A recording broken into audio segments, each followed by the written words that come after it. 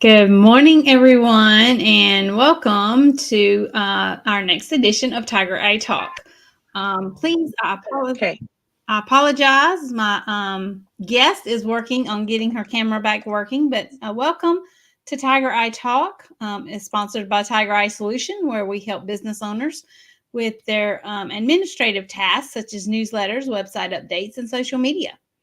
We're so happy you're joining us today. If you are joining live, please say hello. Let us know where you're coming in from. And I'm going to move forward and go ahead and introduce my special guest. Stephanie Barger is my special guest's name. And she is a very special, unique business. You're going to love it. Um, Let me take care of just one thing here. Stephanie, introducer Stephanie Barger is my guest. Thank you, Stephanie, for joining me today. Stephanie Barger is a dog trainer specializing in separation anxiety and behavior modification. She spent the early years of her career teaching humans transitioning to dog training over a decade ago. Her passion is helping you and your dog live more harmoniously together. The name of her business is Canine Zen, her approach to life with our dogs. She recognizes that dogs are living, breathing social beings that need human support, compassion, and understanding to live beside us in our strange human world. She shows people how to effectively communicate with their dogs and understand what their dogs are trying to communicate to them. She strives to provide a safe environment for both dogs and humans where they can learn and thrive together without fear, pain, or judgment. If your life with your dog is not what you anticipating and nothing has worked to change things, Stephanie helps you understand and work with your dog to achieve your goals and have a better life together.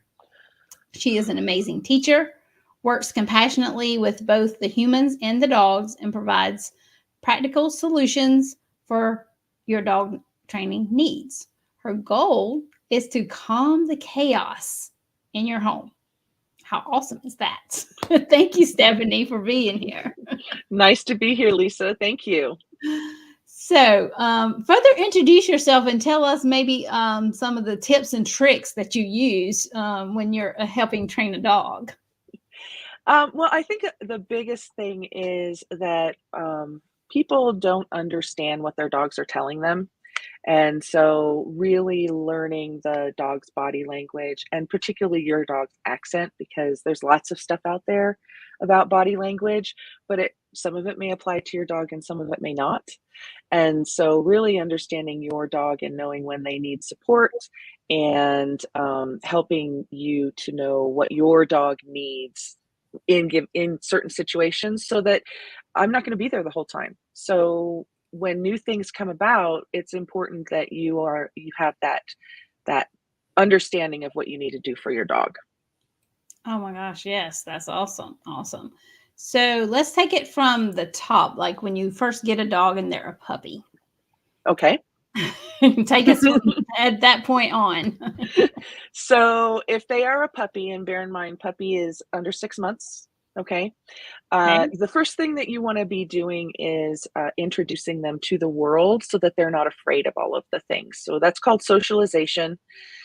It is not, socialization isn't about taking them to the dog park and getting them to have dog friends.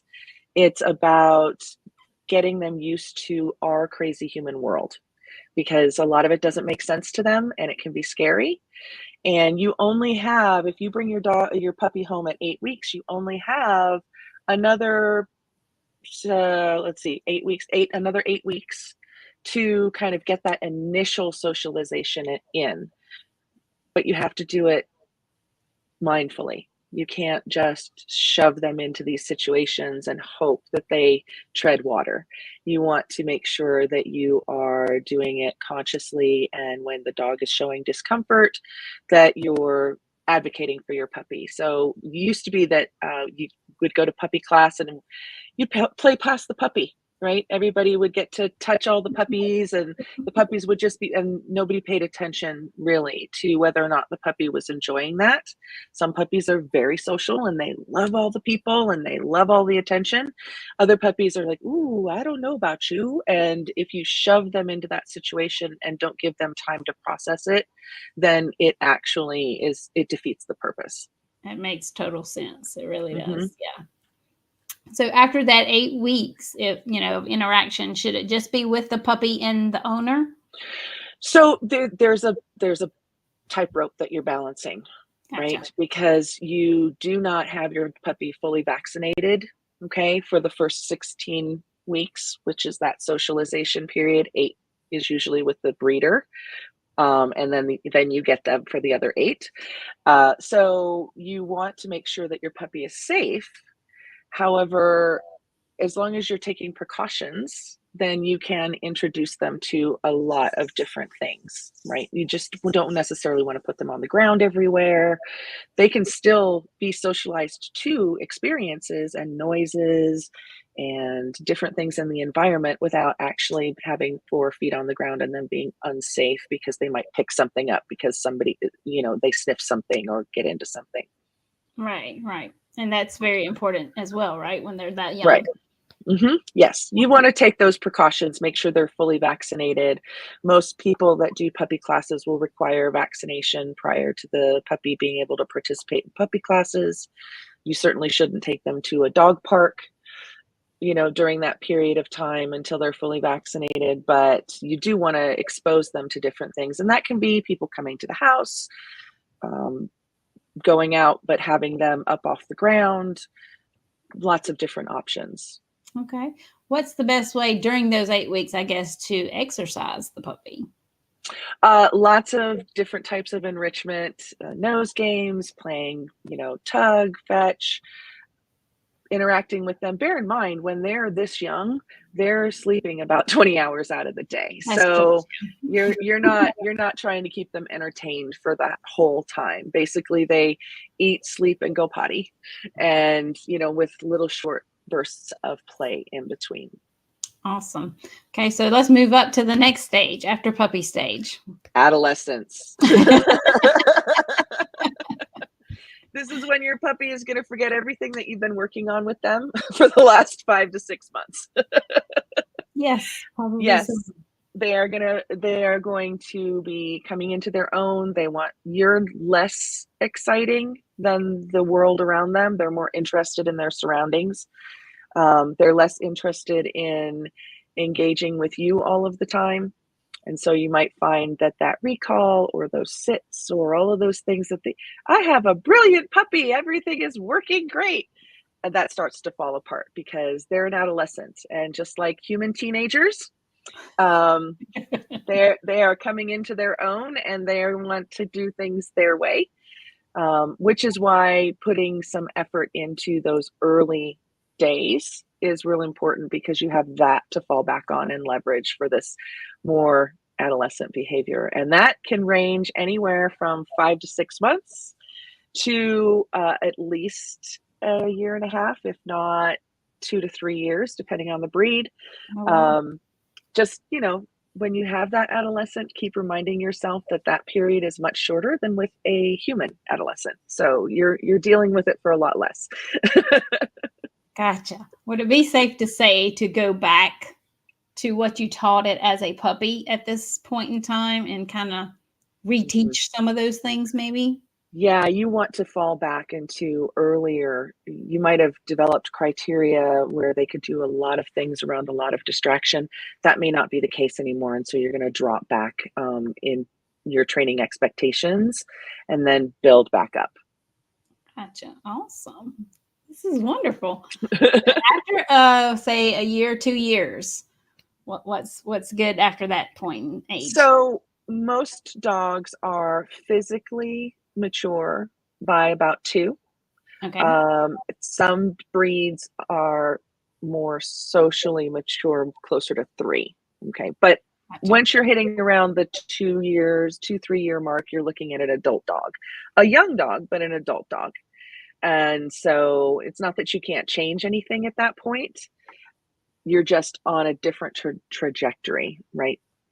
And that's Gotcha. all about reinforcement. If you got them as a puppy, it's reinforcing what you've been teaching for the last couple of years, making sure that you are maintaining that. So training just doesn't happen once, Yeah, right? that's important. It's lifelong learning, just like us. We Yep. always learn, and if we don't use something, then we are going to lose it. So if you are not practicing things with your dog, or you've taught them things that are important, but you don't use them very often. For example, muzzle training or crate training.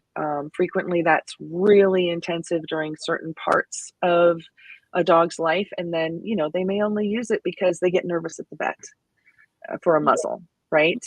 But you don't necessarily want to only be practicing that muzzle when they go to the vet, because then it's not practice, it's real life.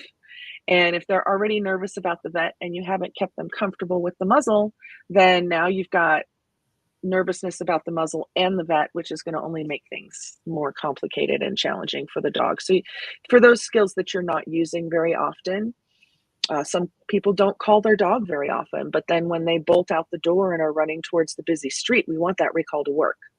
Right, right. So even if you don't use it very often, reinforcing it and just practicing it every once in a while is really important. Oh, wow. That's really, really good stuff. I do have a question. Something I have seen most recently is, our life changes, right? And Mm-hmm. sometimes we may have to rehome our pets, right? Mm-hmm. Mm-hmm. So in that event, if someone has had a dog maybe since they were puppy age, but now due to life events that have changed their lifestyle, their household, what have you, and they need to rehome a dog or whatever, do you suggest are best practices going through that process? Well, don't offer your dog for free. That's for sure. Okay, wherever you post to try and rehome, make sure that you're doing some kind of a rehoming fee. They're less than savory characters out there, and they are trying to get dogs for less than savory purposes. And you want Right. to make sure that at least there's a little bit of deterrent for them by doing some kind of rehoming fee. Um, Doing advertisements, a lot of rescues or shelters will do courtesy listings for you while they may not be able to take your dog. They and find the home for them. They may list your dog on their website of adoptable animals, and you'll still have to do all of the vetting and that kind of thing, but at least you'll get a lot of more coverage than you would, say, putting it up on the Nextdoor app in your area, okay, Right. or on your social media. The other thing to remember is it's real important to be as transparent as possible about your dog. So if there's behavior issues, yes, it may make it more challenging to find a home if there are behavior issues, because you've got to find a person who's going to be able to and willing to work through those.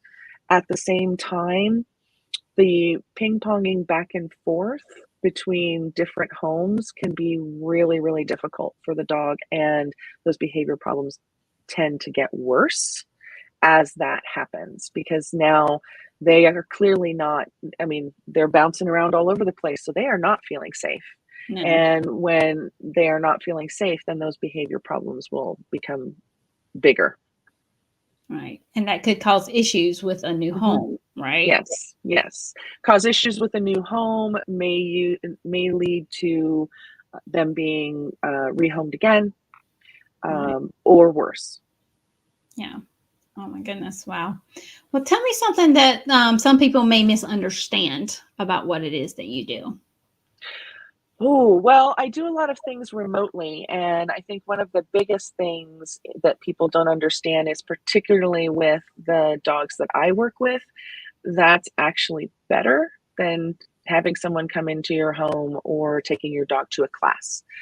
I work with separation anxiety, and behavior modification. And we're not talking just, adolescent mouthing behavior modification. We're talking about bite histories, intra-household conflicts between dogs, significant reactivity on the leash. So when you're talking about dogs that are having that much difficulty and they particularly are dealing with fear and anxiety, and regardless of the behavior, we may classify it as aggressive, but most aggressive behavior is also stemming from fear or anxiety.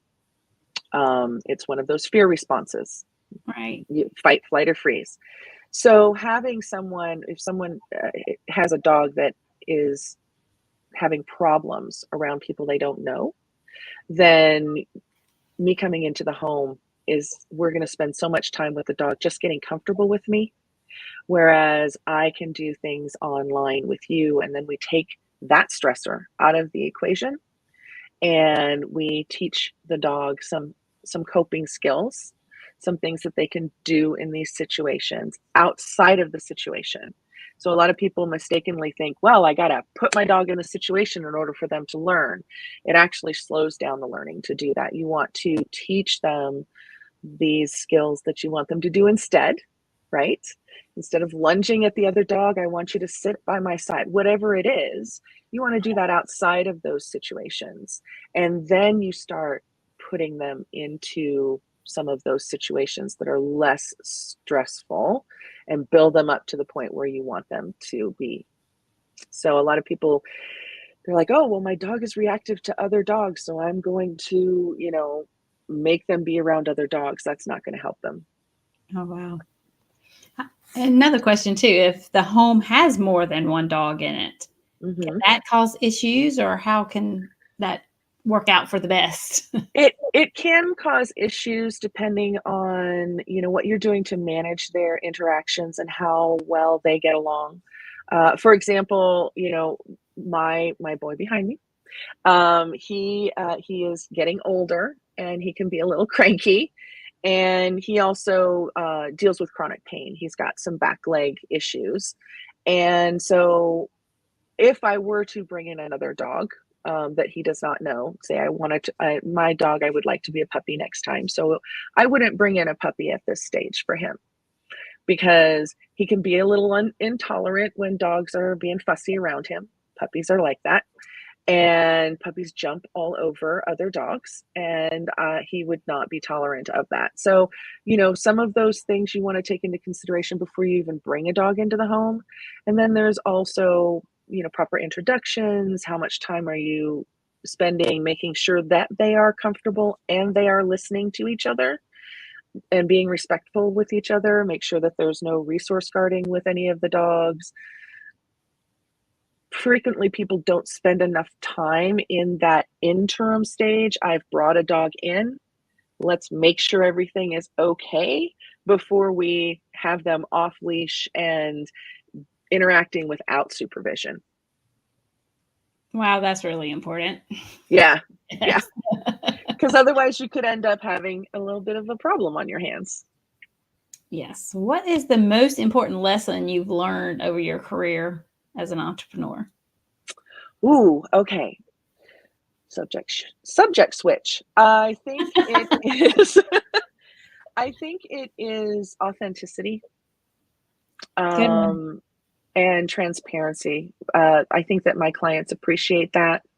You mentioned my bio mentions that I try and be very non-judgmental, both with the people that I work with and the dogs that I work with, and also be upfront and transparent and honest with them. Hey, if you want to make these changes, then we need to figure out how to change this situation for the dog, because you can't just they're not robots. Right. And so I think really learning how to have those conversations with my clients has been the biggest thing. What does that client need? What kind of approach does that client need?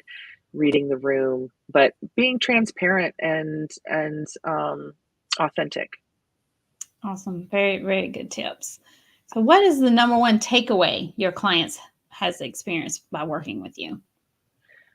Well, For the most part, everybody says that they learned a lot about their dog and that they didn't realize that their dog wasn't just being stubborn or, you know, they realized that there was a reason behind the dog's behavior, Right. right? Right.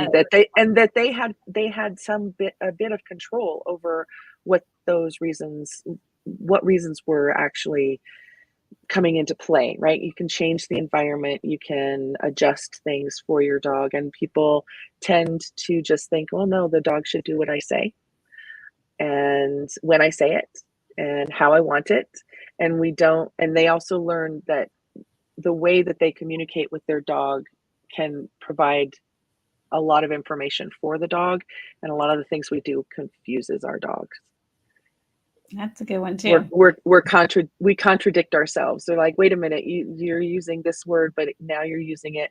A big example is your dog is jumping and you tell it to go down, but you also say down when you want them to lay down. Yes, that would Okay. be very confusing. Right. That's a good So, example. get down off the furniture, down meaning get off the couch, as opposed to lay down, and they mean two totally different things. And then they get frustrated when their dog is up on the couch and they tell them down and they lay down on the couch. My dog is being stubborn. No, your dog just did what you told them to do, which is lay down. That's what they understand the cue to be. And so we have so many words that have more than one purpose depending on the context. And while our dogs are great at understanding context once we teach it to them, they don't make the same differentiations that we do. They have to be taught that context. That makes sense too. Absolutely.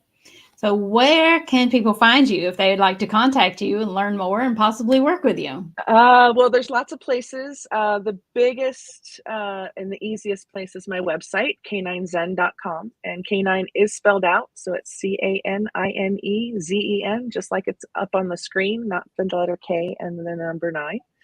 And then just hit the get started button on the menu or any of the discovery call things, and you get 20 to 30 minutes with me, and we can talk about your situation and decide whether or not training with Canine Zen is for you. But I'm also on social media, Facebook, Instagram, LinkedIn, Alignable.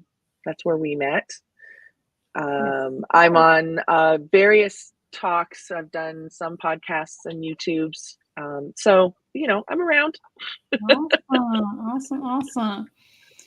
So what's your biggest takeaway from being a dog trainer? What do you enjoy most about working with your clients? I think that what I enjoy most is just being in the moment, whether that's with the client or with the dog. You just kind of put everything else on the back burner and you're dealing with what's in front of you. And I find that very, very refreshing. It's also, part of Zen philosophy to be mindful and in the moment. So I think that's my favorite thing is just putting everything, don't think about anything else, just think about what's in front of you and move forward. Awesome. Stephanie, I want to thank you. Thank you so much for being our guest today. You shared some really, really great tips and information about training dogs. I highly recommend Stephanie if anyone out there is looking for a dog trainer, need help with your dogs. You and your dog don't understand each other. Stephanie can help you with that. So again, thank you, Stephanie. And I'll see everyone again next month with another guest.